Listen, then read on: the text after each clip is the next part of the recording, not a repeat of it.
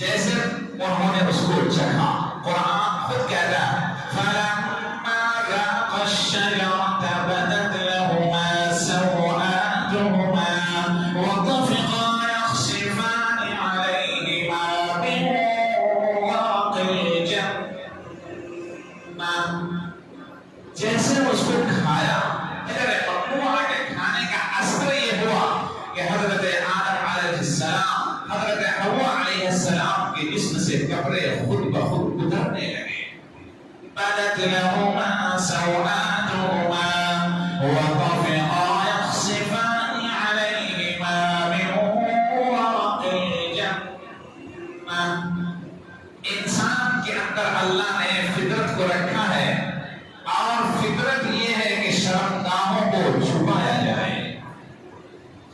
حرام مال یا ممنوع مال کے کھانے کا یہ اثر ہوگا۔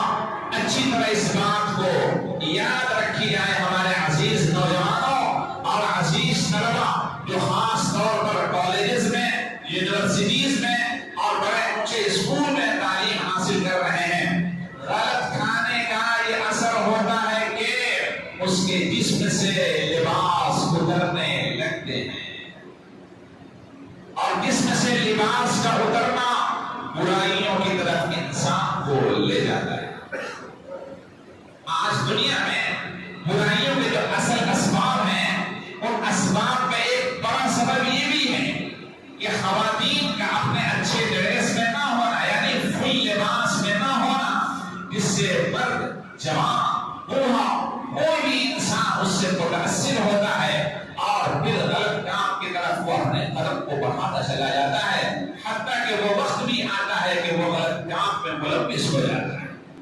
لہذا وہ حضرات جو کہیں نہ کہیں ذمہ دار ہیں کسی اسکول کے، کالجز کے، یونیورسٹیز کے، ان کو کم سے کم یہ چاہیے کہ اپنے یہاں لباس ایسے رکھیں جس سے خواتین کے اعضاء ظاہری طور پر نمایاں نہ ہوں۔ اسی لیے رسول اللہ صلی اللہ علیہ وآلہ وسلم نے یہ فرمایا کہ اللہ لعنت بھیجتا ہے، اس کے فرشتے لعنت بھیجتے ہیں ایسی خواتین کے اوپر جن کے لباس چست ہوتے ہیں، ظاہری میں لباس ہوتے ہیں مگر ظاہری طور پر بدن نمایاں، اس کے حصے نمایاں نظر آتے ہیں۔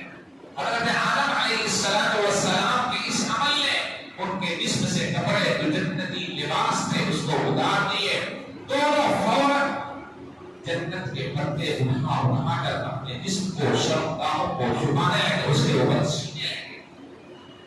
یہ اعمال خود بخود ہو گئے۔